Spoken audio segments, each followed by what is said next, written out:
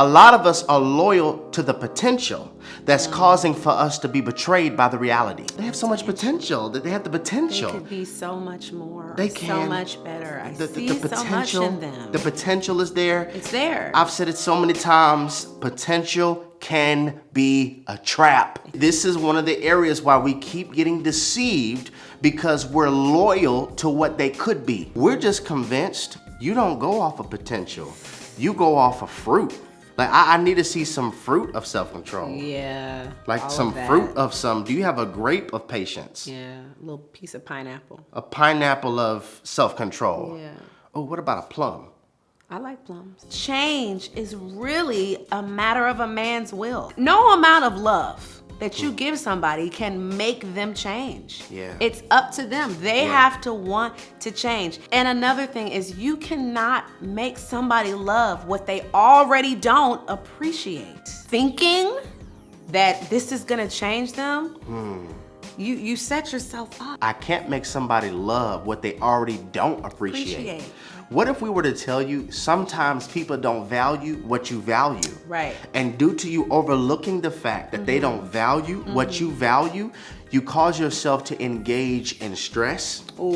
You cause yourself to engage in frustration. Anxiety. Insomnia, Oh. because they don't value integrity. You do.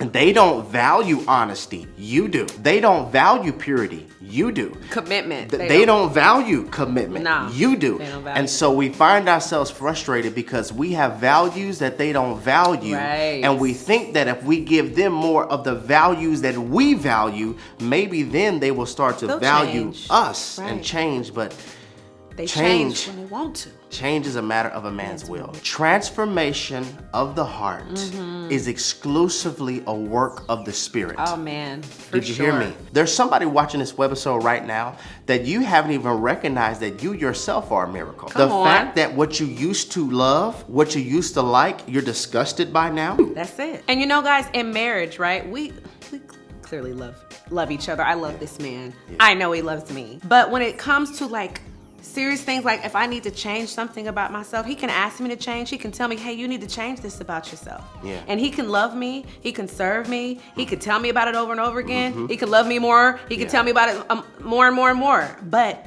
when it comes to real, authentic change, I have to make the decision to do it. Talk. And vice versa. I have to make the choice to make that change. And sometimes in marriage, we have to change what we want to change. Wow. If that makes sense. We go in marriage with expectations of Yeah. what we think this person should do. That's good. And what this person or who this person should be. We Yeah. have those expectations. And when those expectations aren't met, sometimes it can lead to frustration. Yeah. And bitterness and resentment. resentment because they're like, you should do this because I love you, and if you love me, you'll do this for me. Because this is something that I want, and since Right. I want you to change it, you should change it. Right. That's so real. Sometimes you have to change what you want to change. Right. I remember this was like year 3 of our marriage. I came to this place, and I think we had just started like hosting online curriculums and things like that. And I said, if what you want to change about this particular individual never changes, would you be miserable? See, this is for somebody even who's unmarried. Right. The very potential, there's so much potential. Right. He has so much potential. She has so much potential. Right. If it never becomes kinetic, if the thing that you want to change never changes, would you become miserable? And in our marriage, I recognize I'm gonna have to change me. I'm gonna have to.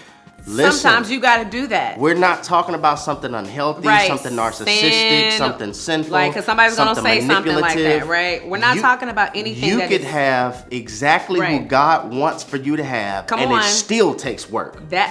No, it's not still, it's going to take work. Still take work. It does take work. Exactly who Period. God wants you to have. Right. Wonderful and a compliment to your purpose and your Amazing. assignment. In Amazing. love.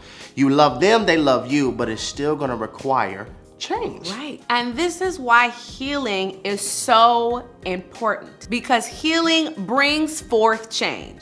Yes. And healing also requires unlearning. Man, that's so good. You know? Healing brings change. Yeah.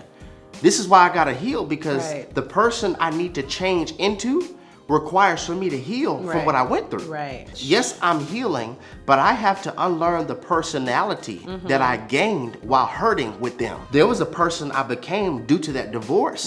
There was a person I became due to that layoff and due to that breakup. Healing also requires for you to unlearn that you. Yeah. Because that you is not the you need to be Come for on. your destiny. Nope. Did you hear me? Yeah. That you is not the you that you need to be for your destiny. So when you heal, you also unlearn. To unlearn. I no longer have to be like that.